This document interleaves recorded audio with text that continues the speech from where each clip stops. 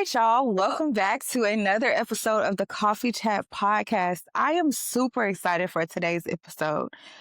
If you've ever felt stuck in your career, whether you are unsure if you picked the right path or you've been applying and you just aren't getting anywhere, this is the episode for you. Today, we're going to talk about something people really don't say loud enough, right? We're going to talk about those who are following all the right steps, but they still end up in the wrong place, whether that's from a career perspective or just interviewing for jobs and not hearing back. Like and subscribe to this podcast. We're on the road to 500 subscribers.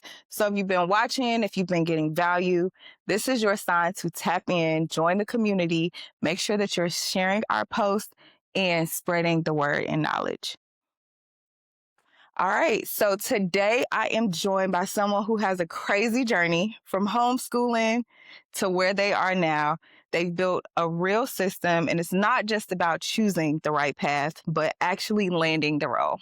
Andrew, welcome to the Coffee Chat. Thank you. So happy to be here. I want to talk about how to choose the right career path, not just the popular one. We know everybody going into cyber right now. Why most people pick the wrong school or the wrong career, how to actually win in interviews, as well as how to pivot when you feel behind. I feel like a lot of our audience are struggling with those 4 topics. So I think today will be a great day to give them some answers, some strategy, and some expertise. So let's get into it. Sure. So I want to start from the beginning, right? Your story is not typical. Homeschooling, you went to Howard, you went to Johns Hopkins. Walk us through your journey. Yeah. So I have a very unique path. So as you stated, so I was homeschooled all the way through elementary school, middle school, high school, straight to college, right? But it's unique because I took dual enrollment courses as a homeschooler in high school. Okay. So I was able to go to Regent University, take courses. I was able to go to Norfolk State University, go Spartans. I was able to go to Hampton University and take college courses while I was still in high school. So I had an idea of what college would look like before I even went to college. So anyway, so I was homeschooled throughout my early education.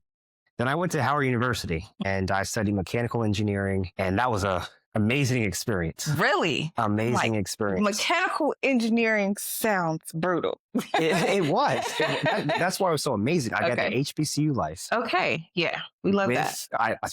We love that. Look, HBCU life with the student athlete. I played soccer, walked onto the team, and I majored in mechanical engineering. On top of that, I had internships.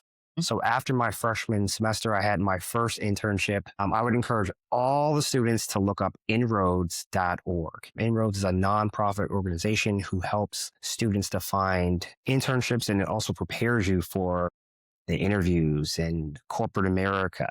They don't just say, go apply to internship. They say, here are the tools and everything that you need to be successful. So look up En-ROADS.org.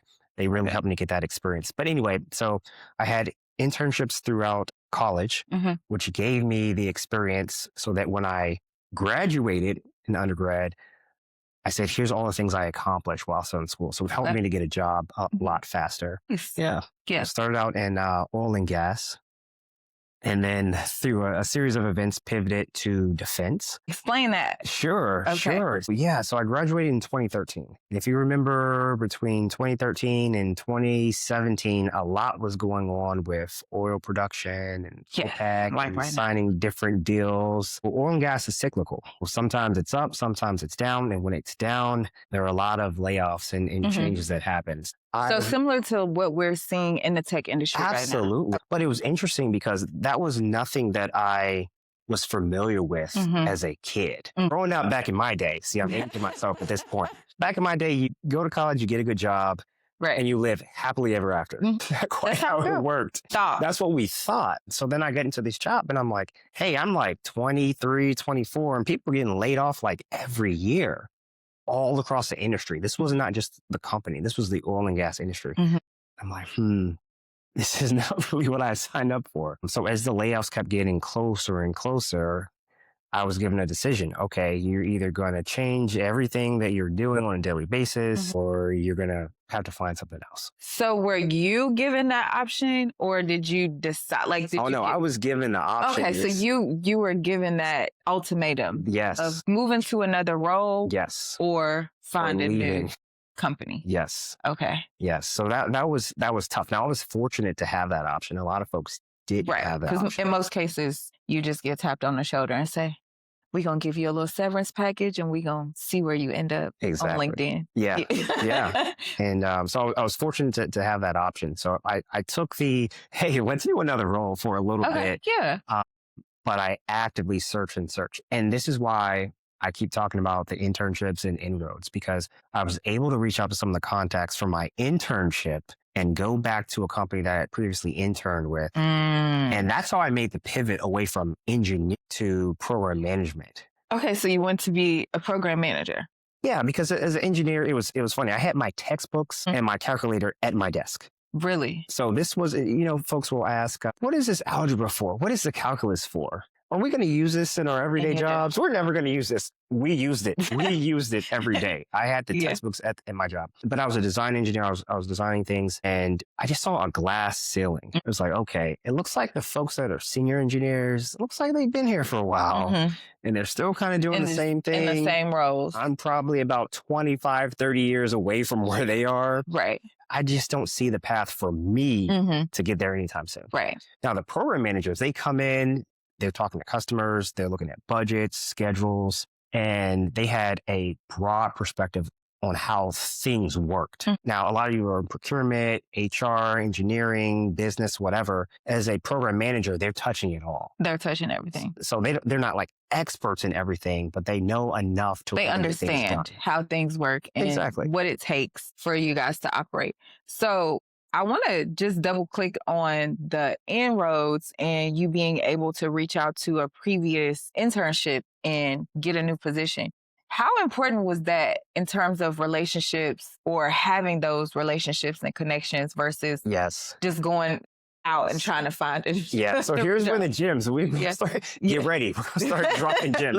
Let's drop them. You have to invest in those relationships.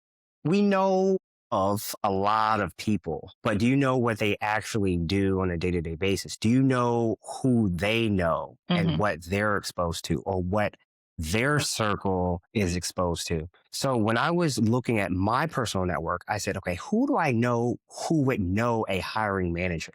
Because we all reach out to people for referrals. Exactly.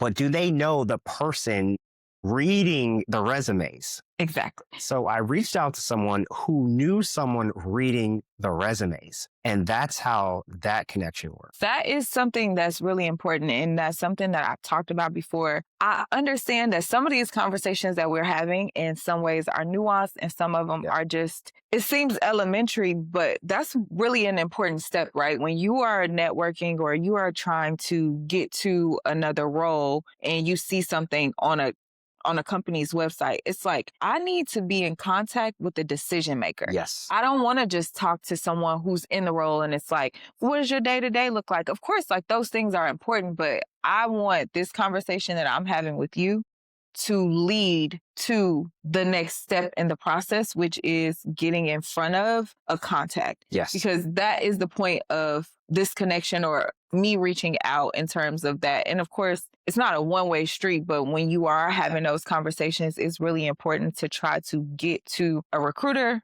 or a decision maker. Yes. Those are, I don't want to talk to somebody else who does it.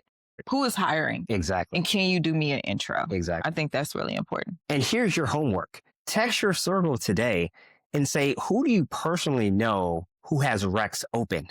And that's where you get an understanding of, okay, this is where I need to really hone in. I think that's really good to even just think about, who do I know from my other companies? And even as you are networking, how important when you maybe are going into a new company or have been in a company and maybe you want to get into another role soon, how important is it in networking with people in leadership positions? Because I think that at times it can be a little just scary, right? To talk Yeah. to people who are SVPs or the CMOs, CROs, CISOs. Yeah. How important is it to connect with those people or to try to build some type of rapport with them? It's really important for a couple of reasons. One, it's not always who you know, but who knows you. So you need to get in front of those folks and say, "Hi, I'm Andrew. What's your name? This is what I do." So maybe 2 years, 3 years, 2 months down the road, they're thinking, I had a conversation with this young engineer, Andrew. He was talking about some new technology they were using. Let me figure out where he is, right? Mhm. So you want people to know you and you want your name in rooms that you don't have access to at the moment. That's the first thing. The second thing and reason why it's important to still reach out to those directors and VPs, you need to understand what their pain points are. Okay. So when you talk to them, say, "Hey, nice to meet you. What are some of the things that you're trying to change in your organization? Or what are the biggest pain points you're having?" And they'll give you, a couple things, and then you can go off on your own time and figure out how can you impact their life somehow. Maybe you can't really help with their problem, but maybe you know someone who can. And I have a great story about that Okay. later. But you need to have those data points, and you're only going to get from networking with those senior Okay. executives. So that's a good one to think about because it goes from how they can help you to how you can help them. Yes. And being valuable in those situations or even just asking a question like that is so outside of the norm Yes. in those environments that I think that will even stick out to them, right? It's like, Absolutely. okay, you asked this peculiar question and then we connected on LinkedIn. And now when I see you, I'm going to think about like this person was a little different. And if you were to follow up with me and say, There hey, you go. yeah, if you were to follow up with me and say, hey, I know somebody who can shoot your podcast, I would be like, yeah, I owe him a favor. And that's That the would be value that. right Yeah. there. When you follow up with those folks, you know what? I was thinking about what we talked about 3 months ago. Have you looked into this? And maybe they have, and they're like, "Oh, wow, he got to this in isolation, and it took all the board members like 2 meetings to get to that." Or, "No, we haven't thought about that. Let's take a look." So it gives you something to follow up on. It gives Absolutely. you something to follow up on. I definitely think that. I feel like a lot of people think success is linear, right? But I, even just hearing your journey, hearing the journeys that I have all these conversations all the time, and we know like no path is linear. You started in homeschool and then you had to burst yourself into a HBCU college Middle of the city. in the middle. I mean, that speaks for itself. And then getting into oil and gas, I feel like that was more of I feel like that industry is different. It's a little older. It's a little, one way. Yeah. My grandfather used to work in the mill. So it kind of reminds me of that type of work environment. People came in at 18, they don't leave till they're 65. One way of doing things, not a lot of change. And then being young and going into that industry, and I'm sure you're full of life, full of ideas, full of change. And then being like, oh, it's changing to the point where I might not have a job. Okay, I need to pivot somewhere else. And then having to start in a new industry, in a new role, that says so much about just the beginning of your journey. So all that to say, no matter what it looks like, everybody pivots, right? Everybody pivots. There's always going to be a point where you have to change directions. Where you start is rarely where you end up finishing. What mistakes do you feel like people are making in those early stages, right? Whether it is the major they choose, the college they choose, the industry they choose. What mistakes do you feel like people are making often early on? The big one is they don't have a target. Okay. Right. It's very hard to hit a target that you can't see. Yeah. You need to have a target. And I would say you need to start with the end in mind. Now, let me break this down. Okay. It's as simple as what type of life do you want to live? Right. You can't just start with, I want to make a lot of money. Way too broad. Would you like to make a lot of money and be on call, right, on Saturday night and have to live within a certain radius from your workplace? And I'm talking to kind of like the doctors and nurses and things like that. Do you want to make a lot of money but have to travel? I'm talking to consultants and folks. So you have to start with the end in mind. What type of life do you want? Do you want a very 9-to-5 life? Do you want flexibility? And the problem is people don't think about that. So they say, Do you know that at 19? Do you know that at 18? You don't know it, Mhm. but you have to dream. Now, I'm not saying go 1 mile down the road, turn left on, Sharper Street, turn But you right, want to or have whatever. a vision. You just need to go in a general direction of, I don't want to travel every week for work. Okay, I got you. I don't want to work in a plant, or I don't, whatever the case may be. And at 19, at 18, you can do some dreaming. And we all know how to dream. Absolutely. Right. But we don't know how to take the dream that's already over here. And we're already over here and make a plan to get to where we are. And that's the biggest mistake. They don't have a dream. They're just like, let me get my foot in the door. Right. And then that foot is there for the next 30 years. Lord, that I had a similar experience because my background is actually in social work. And I wanted to be a social worker because I saw somebody else go to school to be a social worker, or because I had been exposed to that in whatever way. And I was just like, okay, I'm going to do this. And 2 years into college, I got accepted into the social work program, and I found out like how much social workers make. And I was like, what we doing? Yeah. But I continued the path, right? Because I'm like, I don't want to do a 5th year. So all of these like superficial things, right? I don't want to do a 5th year. I'm already accepted into the program, et cetera, et cetera. And I did my junior year in the program. Okay, fine. My senior year, they brought social workers into our classes to speak with us. And the conversations that we were having was just like, you have to be happy with being poor. Yes. And you have to be happy with, if for lack of a better word, being miserable, like, because you're dealing with everybody else's like problem. You're dealing with like some of the worst problems that we're having in the country. So you have to be happy with that, happy with being poor. And the only way to make money in this field is through private practice. And that is actually frowned upon in the social work community, because you are supposed to be a social worker because you just want to help people out, and it's not about for you. the people, by the people. And I was like, who about to do that? Y'all think I don't want to be broke for the rest of my life. I already did that. I don't got to do it again. So all that to say, again, that is an important thing to know and to understand, or for parents to be encouraging and probing and speaking with their children about, what is your dream? What does your life look like? Because the path that you choose is going to lead you there, or it's going to lead you somewhere else. Exactly. So if you want to go towards a life of, like you said, abundance, or I want to be able to be at home with my kids, or I love to travel, so I want to get paid to see the world. Like, you can build your path based on what the vision is for your life, but also doing your research. I think that's also an important part. Yes. Again, because we hear these jobs, we hear these titles, or we just know like, oh, a pilot, or this person or that person, but doing your research is like, do you really get paid to do that? Right. Do you really make money? Are you going to be able to live the lifestyle that you want to live based on the path that you choose? Or are you going to be like me and go back to school and get another degree and then pivot into a new industry? Just saying, you could save some time and some money if you are, clear about that. So I just wanted to double click into that. Yeah, and it's funny. I thought of a business idea to help young folks with that. And it's still possible today, but basically it would be it's a video game where you create a persona, a little character of you. It's kind of like The Sims job or career. And it shows you in a courtroom as a lawyer every day.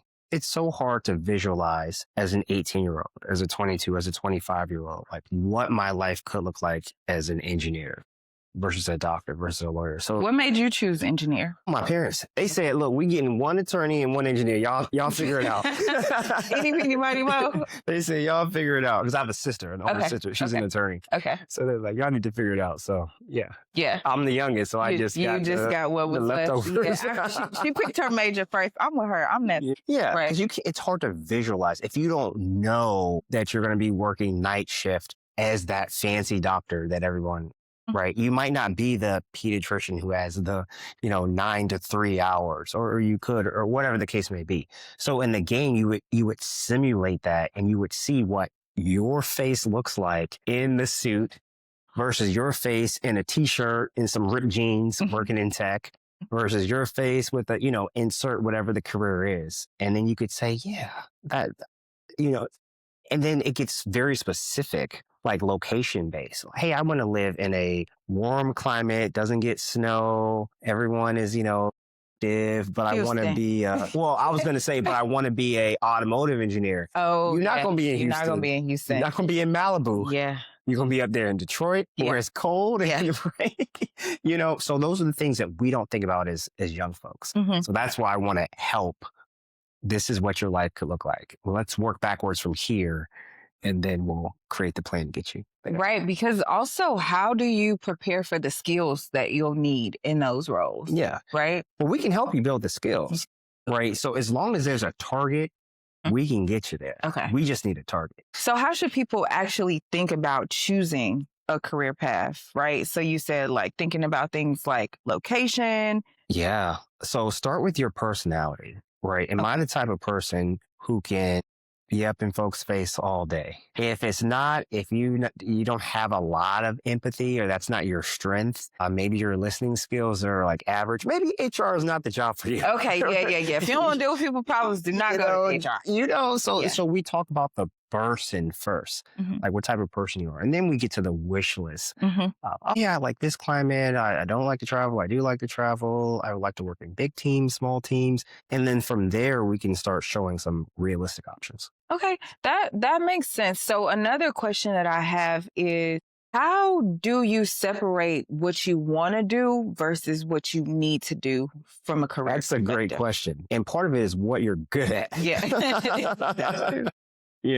So were you good at math? I was. And you became an engineer. See, that's the thing. Yeah. Right. And now that we're years and years past this, math was my lowest SAT score. Wow. Yeah. Wow. My highest SAT score was writing. Really? Okay, cool. But what worked for me was the logic, just connecting the dots of, okay, this makes sense when we're talking about physics and chemistry. And so even though math wasn't my high school, I could logically think through problems. Okay. So that's why engineering worked out well for me. But for those who are thinking about what they want to do, right? Because a lot of people want to do things that are glamorous, right? And whether they have the personality or the, aptitude to do those things is a different story. So how could they determine what they want to do versus what they need to do from a career perspective? Yeah, we also talk about fame versus fortune. Okay. Right. What are you really trying to get at? And we have this whole topic called the other side of it. What's your it? Right. So if you want to be front street on the TVs and all that kind of stuff, yeah, you could be a news reporter or you could be a celebrity style. There's so many things you could be, but it's not the it. It's like what you want on the other side of that. Okay. If it's money, you can do a lot of things. So we start to triangulate what's on the other side of it, like what you really want, what you're good at, and then we figure out how do we get you there. That's the other side of the triangle. So you keep saying we, right? But I think we left the audience out of what you actually do and how you actually help people find their career paths. Yeah. So I have a couple brands outside of what I went to school for. One is called Engineer Dreams, and that's what I'm talking about in the we. We help you engineer the dream. So we start building the profile of what you really want at the end of the day. So is this a career consulting company? It is. Okay. It is. Cool. But it's more than just career. It's like a lifestyle concierge, if you will, right? Because and then from the life, then we get to the career, then we get to the location, then we get to the school, the major, the skills, et cetera, et cetera. Oh, wow. So I like the lifestyle concierge because I feel like a lot of people right now are trying to figure that out, right? They may know the lifestyle that they want to live, but they don't know what they need to do to get themselves to that place. And they may feel stuck at where they are right now. Right. Yeah. So that's really important. Right. And the first thing is the vision. And we just dream together. Right. And then with my engineering background and even things that I learned in the career, then we engineer that dream that you have. Yeah. I like it. Engineer dreams. If I would have had that, I wouldn't be here. I'd probably be on the stage, but we're going to get to the stage. We're going to get to the stage. We're going to do some engineering on the side. We're going to do some engineering. Yes. So who is your audience? Like, give me more about, what you guys are doing. Like, who is your audience? Who are you looking for? Who can get your help, because of course we started the conversation about talking about those who are entry level or going into college and picking majors, but are career people, like, who have you been helping most recently? This is for everyone. Okay. That's the beauty of it. No matter where you are in your career, I have friends who are over 40 who are going back to school to change their careers entirely. I even thought, this is going to sound crazy, but I even thought about this. I have a lot of friends who are dentists. Maybe I'll go and be a dentist in the next 10 years, because you can engineer that dream. You can figure that out, how to get there. Yeah. So this is for everyone from 18 to 25 to 45 to 60. Okay. Awesome. And that's just one offering. We also have Interview Pro, which is when you're really ready to dive into applying and interviewing for the job or the career. Then we help you with that as well. So let's double click into Interview Pro. I started my podcast because I went through a layoff, and I went through the interview process in 2025. And if you know, that process was very brutal. So what do you guys do at Interview Pro for those who may be in their careers, ready to make a shift, or in between career paths? Yeah. So we get you off the couch. That's the starter.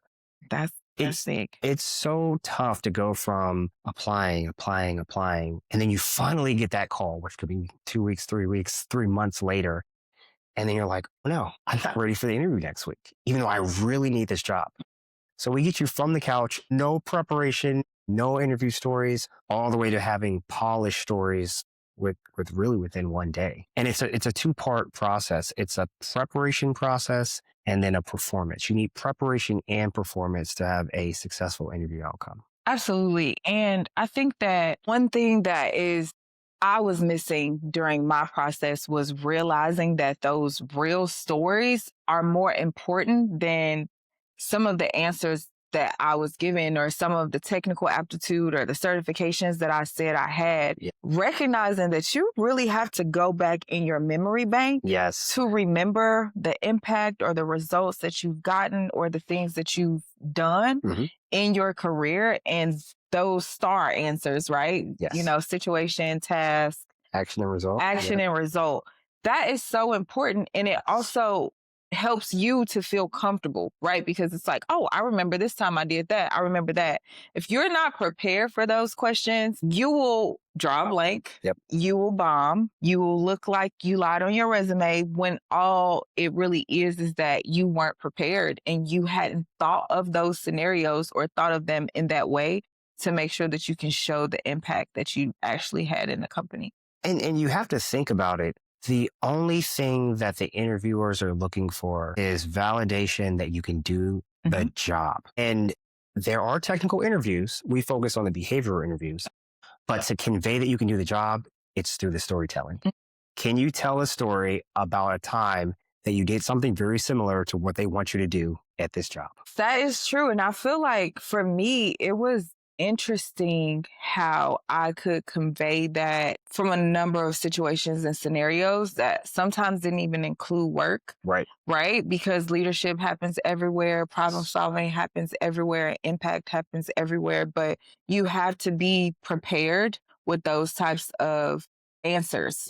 Or if it catches you off guard, like you said, because in most cases, if they're bringing you into the interview process, they just want you to tell them what they want to hear so that they can have a clear winner, right? They do not interview people just to interview people. They really are like, we understand that you're qualified. Now prove it to us, or we want to see, what you've done outside of paper. How can you articulate the things that you've done? Like, show us how above and beyond you will go. And those STAR answers really are a way for you to convey that and give those examples. So what do you feel like most people are doing wrong in interviews right now?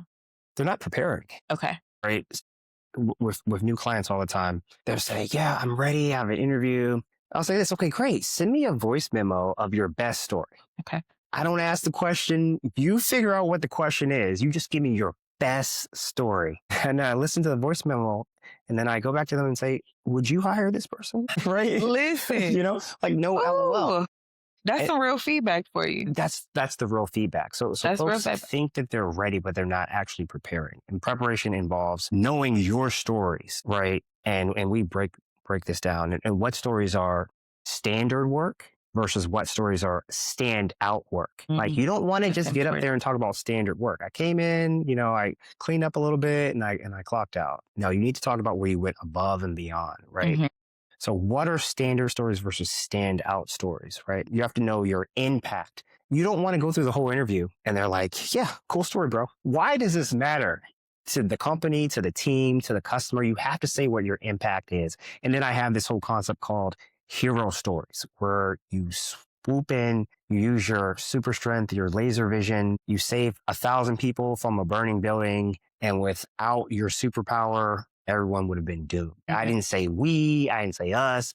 I didn't talk about the rest of the Avengers, right? I was the hero. This is what I did. This is how folks were impacted. I like that. Et cetera. The superhero story. Yeah. I like that. So we go through the whole process of preparation, and that's what folks are missing today. So do you feel like that's something that separates people who are getting hired versus people who aren't? So there are 2 points of separation.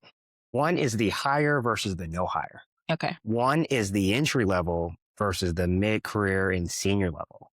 The way you tell the story could be the difference between $80,000 a year and $200,000 a year. Like it's a big difference. It's just on the way that you tell the story. Okay. So when we talk about that, right, how can someone who may not have been in a leadership position themselves as a leader in these conversations, or start to use more of like executive terminology or executive stories? Like how can they bring that to those conversations and separate themselves from the 80K to the 200K? So a part of our process is first starting with a list of experiences. Mm-hmm. Like you said, you've done so much in your career. It's hard to just think about, okay, what did I do this month, last year, 3 years ago? So we start with a list of experiences of 20 to 30 titles. And it's nothing crazy. It's just time I helped the customer save $20,000. The time I helped out a teammate who was struggling. And we get 30 stories of those. Then the next step is a brain dump. So everyone has a phone. Love a brain dump. Right. Open your voice memos and I need you to sit just like I'm sitting. Chill, relax. Relax. Something in your cup. Get you something in your cup. And just talk to your phone. Just rap to your phone for 3, 5, 10 minutes. Right. And then once we have the brain dump. So what are we dumping though? Everything that happened in that experience. Okay. So you don't need to talk in the STAR format. Obviously, talk about the situation. Like, what were you doing? What job was it? What was your role? What were you tasked with? What did you do? What was the result? Did anybody care about it? Did it change anyone's life? So just tell everything that you can remember from that experience. And then we will take and we'll upload that to our prompts that we have in our large language models. And then that's how we start going back to the question, extracting, okay, what was the real impact? What is the executive level storyline out of the 10 minutes of Rent, right? And you can even ask the LLM, okay, give me the entry level version of everything I said. Give me the senior level version or the senior level perspective or kind of script for what I said. It doesn't change the story. It just changes, is this a Disney movie or is this, an HBO movie, right? It changes the tone and the feeling that the interviewer will get. How many of these stories should somebody have in their back? Oh my goodness. You should have no less than 10. Okay. No less than 10. Because when you get really good, preparation is one part. Performance is the other part. Performance is the second part. It's the second part. Because you have to come through with like confidence and you also have to convey like that you actually did that, like authenticity in the story. And if you look like you are reading, if you look like you are fumbling, if you look like this is too rehearsed, it doesn't come off as natural. Exactly. And that's not what an interviewer wants. It's not what they want. And here's how we break down preparation versus performance. How many of y'all have been to karaoke before? Right? Nah, I sing a little tune or two. A little bit of something, right? Yeah. So preparation is picking the right song. Don't go in there and pick a funeral song or something that's like really slow and dragging. You need to pick a poppin' song that you know the lyrics to. That's preparation. Performance is the energy, the stage presence, the work in the crowd. So we've all picked great songs, but then we get up there and we fumble. Mic is out here. You're reading the words too much. It's like you need to be kind of hyped with the word reading. You need to have some enthusiasm is what you're saying. Or we've picked the wrong song, but we just get up there with straight vibes and we're rocking the, right? We don't know none of the lyrics. I have Just that. they're having a great time, right? That's a karaoke example of preparation performance, but in an interview, it's the same thing. Mm-hmm. You have a great script of your experience and the executive tone, but you have to convey it confidently so they believe you. Mm. So that's the next part. So confidence versus competence, which one do you feel like is more important in the interview process with your, the clients that you work with, who you've seen more success with? Well, competence is in the preparation. Okay. So I told a story where I know the details. I can survive all the whys. Why did you do that? What made you choose that? Did you do any alternatives? Blah, blah, blah. So the competence is in the preparation, but the confidence is in the performance because, like I said, they have to believe you. You need to know the story versus memorize the story like you were talking about. You don't want to read the script because it's going to look crazy. Your eyes are going to be doing like this. You need to know it. And if you watch reels of Oscar winners and different famous actors, they would tell you most of the scenes that we love from our favorite movies are improv. So there was a script, a director, a screenwriter, all these folks wrote the script. But when they said, "and action," the great actor went in there and they improv'd. They knew, but they didn't memorize word for word. Yeah. And I think so, even for myself as someone who speaks for a living in my role and just in other capacities, I feel so much better when I am naturally telling a story versus when I am trying to look at these cards and be like, make sure I say this or make sure I say that. It feels so much better when I'm able to tell a joke, when I'm able to break up the monotony of what I'm saying, even if it's something technical, even if it's something long, because I know this story in the back of my head and I have my cliff notes and I'm going to get to the end of it, but we might take a different path versus what I have written down on the card. Absolutely. Yeah. So what preparation systems do you guys encourage for your clients? You call them clients or customers? Clients. Yeah, for your clients. And how do you feel like they see the most success? Yeah. First is the list of experiences. The second is doing a brain dump for all the list of experiences. Mm-hmm. The third is uploading the brain dump and getting a polished script. And then the fourth is working through all the follow-up questions or likely follow-up questions that you would get from those. And that helps you fill in the gaps of, I left out some data, some metrics. Here's what I should have talked about, right? And it makes sure you're answering the question as well. So that's like the preparation system that we have. And that will get you from, I have no stories for this interview next week, to I have 10 stories that I'm ready to go. I just need to practice the performance part.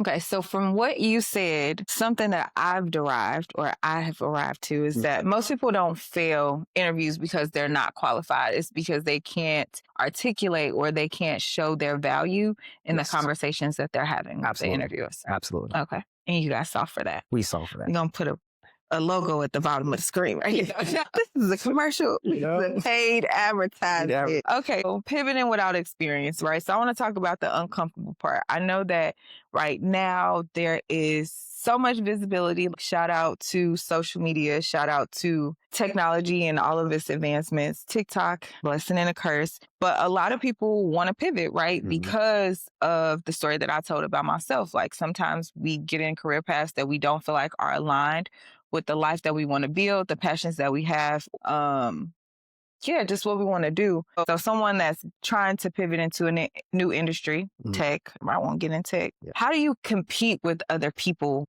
who do have experience in those industries? You're not going to like this answer. We like that. You have to build the experience. Now, here's where it gets interesting. No one is dictating how you build the experience, right? So say you want to go from human resources to project management. So there's a couple things you can do.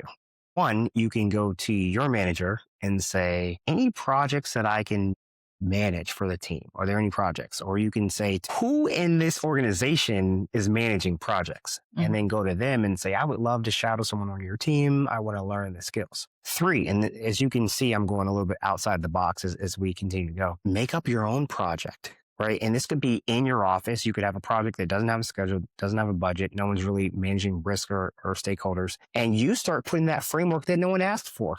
Right. So now you're creating real world experience in your current company so that you can, convey that you have that experience. And the fourth one is in your personal life, volunteer. Right. Go volunteer for at the library, volunteer, the public library, go volunteer at a school and act as their project manager. These are all the ways that you can gain that experience without actually being a project manager. Okay, so I wanted to let you cook because that was a really good answer. And I wanted to double click into two things that you said.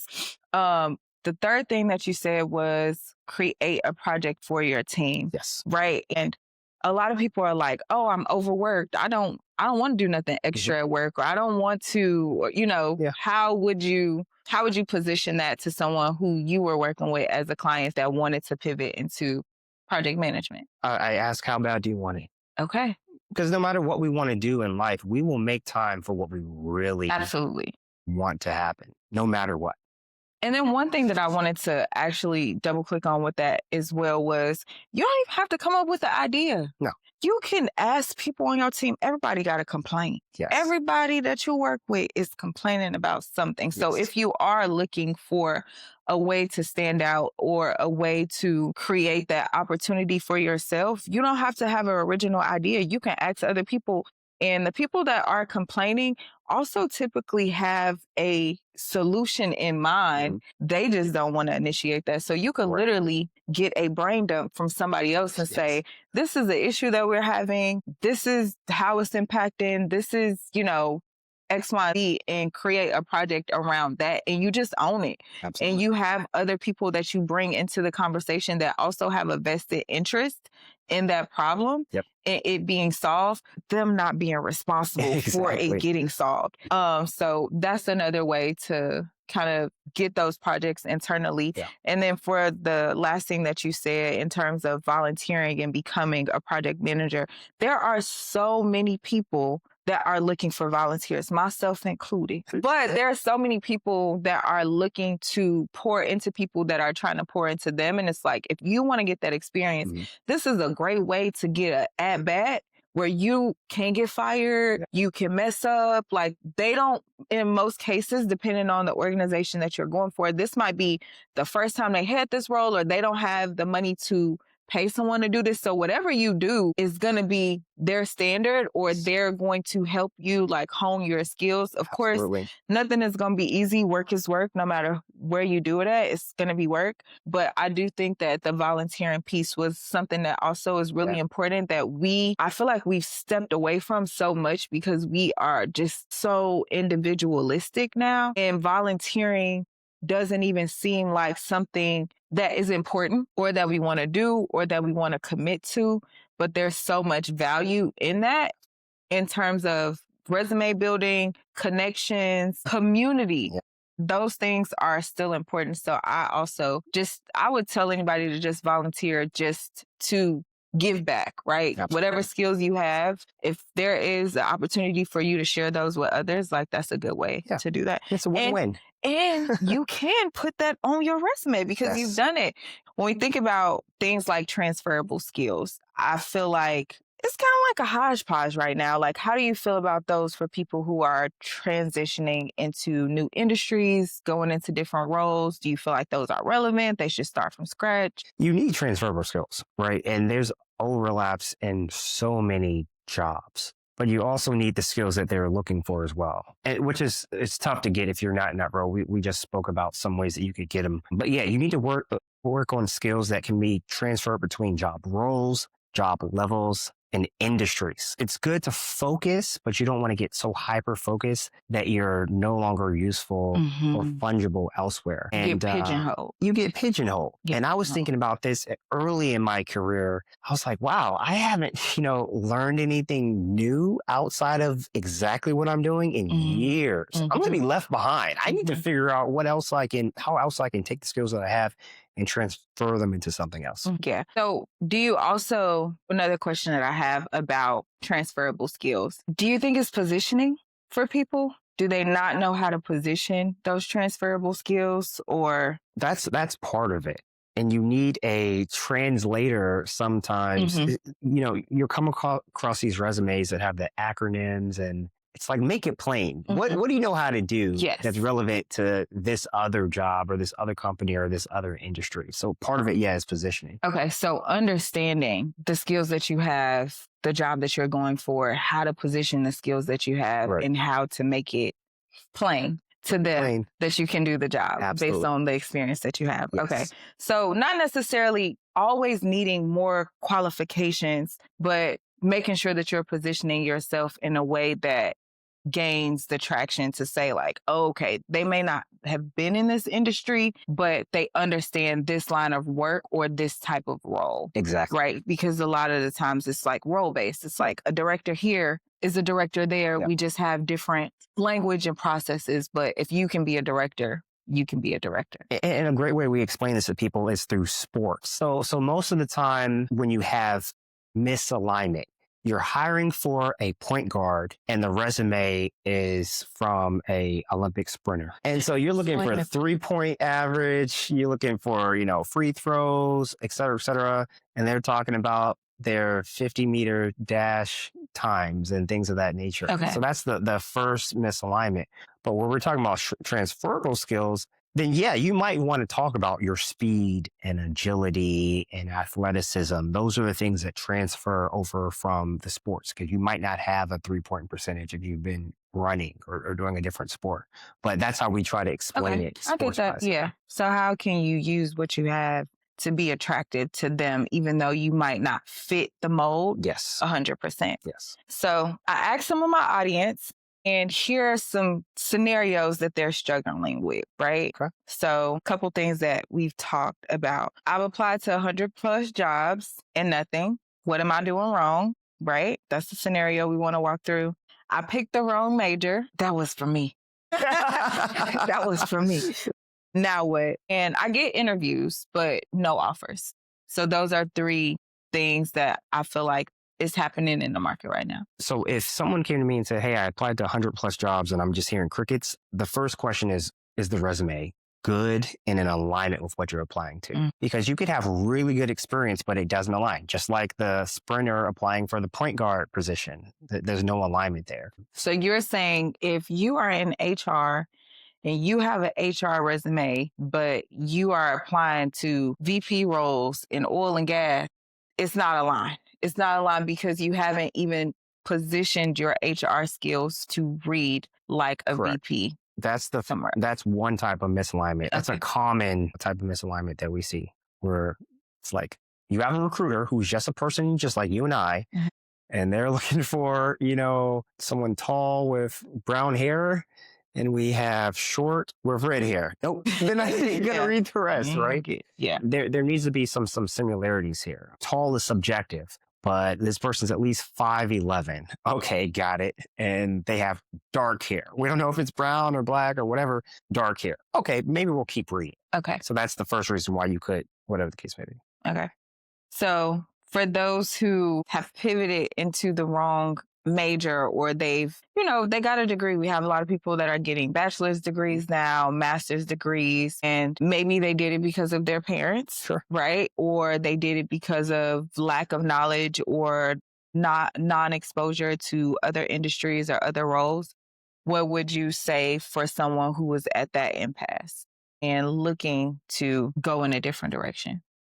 It's time to restart. Time to restart. It's time to restart. So again, let's work backwards from the life you want. You've already been down a road. You have some experience. You know what everyday 9-to-5s look like, or, et cetera, et cetera. So what about that experience did you like? What about that experience did you dislike? What if they say working? They just like working? Just say work. I don't want to work. Well, we can find you a different type of situation, but you can work backwards from that. Yeah. Everything is solvable. But again, if you went down a path that you no longer enjoy, then let's do a restart and say, okay, well, what do you like? And let's figure out how to make a living from doing what you like to do. Okay. Love it. Love it. And then the last one was the interviews, but no offers. So they're getting in front of the right audiences, but they're not hearing back, or they're getting rejections from those conversations. Yeah. So there are a few things that could be happening here. One, they found someone before you, right? So you could have a line of 15 people, 1 through 15, and your number 12 and you're interviewing on next Friday, but number 10 is interviewing on Tuesday. You could be the better candidate, but they got to this other candidate and made a decision before you. Maybe so it could be like a scheduling timing situation. Another scenario is maybe the interview just wasn't successful. You didn't give them what they needed to confidently hire you for the job. And that's when we get into the preparation and performance. But there are a lot of scenarios. So for me, and I'll ask you what your thoughts on this, right? So when I was going through the interview process, one thing that I started to do each and every time that I spoke with anyone, whether it was a recruiter, whether it was somebody internal, whether it was somebody that was coaching me for the conversation as well as the interview, I recorded every single call. I did a voice memo for every single interview that I did. So even for you, if I were coming back to you and saying, hey, this is my interview, give me some feedback, coach me. Where did I go wrong, right? Do you think that was a good method? I also consulted with Grok. Grok is harsh. It's not ChatGPT. ChatGPT gonna rub your shoulder and tell you it ain't that bad. Grok is like, no, you didn't say this, you didn't do this, you didn't do that. And I did feel like it helped me to recognize that a lot of my stories were fluff. Yeah. A lot of my stories were flat. A lot of my stories didn't show impact. I wasn't really getting to what they wanted to hear in those conversations. I was just telling stories. Right. I was just talking talking about me. And it's like, girl, we don't care about you. We want to care. We care about the impact that you've made. Yes. So that was another scenario that I was running into. I get interviews. I knew how to get the interview, but I could not land the roles. Some were because somebody that got laid off last year, they brought him back into that conversation. But there were conversations, whether I got the feedback from the recruiter or I got the feedback from Grok on those conversations to say like, you didn't do a good job. So what are your thoughts on like recording and trying to, I guess, iterate on your answers based off of? Yeah, so we mostly do the recording on the front end when it's just you. Because here's the thing. Imagine that you are an Italian restaurant, right? And you don't know what the folks are going to order. Right. But you know you're an Italian restaurant, so you need to have really good cheese, great pasta, great sauce, et cetera, et cetera. You need to have all the ingredients. So no matter what they order or they ask you in the interview, you're prepared. So we would start on the front end. Is this story fluff? Is it standard work or standout work? So I would say do that way before the interview. So you know, okay, no, I'm going to exclude that story. So by the time you get to the interview, you have nothing but bangers. Yeah. You know? And then it saves you time, it saves the company time, and it makes sure that you put your best foot forward initially. But you definitely have to go in knowing that, you know what, this is probably like my fifth string. Yeah, we're an Italian restaurant, but we don't really, you know, specialize in lasagna. It's on the menu, but I would really recommend spaghetti bolognese. Okay, I got you. I got you. All right, so we're getting into our final segment. So these are just like rapid fire, right? These are quick answers. Don't have to overthink it. The biggest career mistake that you have made, and what did you learn from it? Biggest mistake was stagnation, where I was comfortable and I stopped developing new skills. And I learned that if you don't keep up with the industry, you're going to be left behind. Okay. One thing that people should stop doing immediately in the pivot, interview, career process. I have a couple of this one. Stop quitting your job before you have a new one. Ooh, because I'm ready. I'm sorry, I had to get that off my chest. That's one. Yeah. And then another thing is when you're in interviews, stop rambling. If there's silence, just be comfortable, sit in the silence, let the other person take notes, but don't just start rambling with random stuff. I like that. One thing that actually moves the needle. Results. Yeah. Time, money. All right. What's more important right now, skill or network? That's a good one. What's more important right now? Network. Network. You don't have to be the best. You just have to show up. And to show up, you're going to need a strong network. All right. Awesome. This was such a great conversation. This was a good one. I really enjoyed it. So guys, if this episode hit for you, you love conversations like this, do not keep it to yourself. Share it with someone else. If you know anyone on a career path, a career pivot, we will have the information for Andrew and Interview Pro, as well as his Dreamers organization in the description. So make sure you guys check that out. We have a lot of great resources to offer. And we are on the road to 500 subscribers. So I need your help, right? We're building this space where people can actually learn, grow, and get resources from others in our community, like Andrew, that are, wanting to help us and wanting to advance us and upskill us as well as level up. So make sure that you are liking, subscribing, sharing, and yes, pouring back into the community. If you guys have questions, if you have comments, any guest recommendations, make sure to drop them in the comments. And we will see you on the next episode of the Coffee Chat.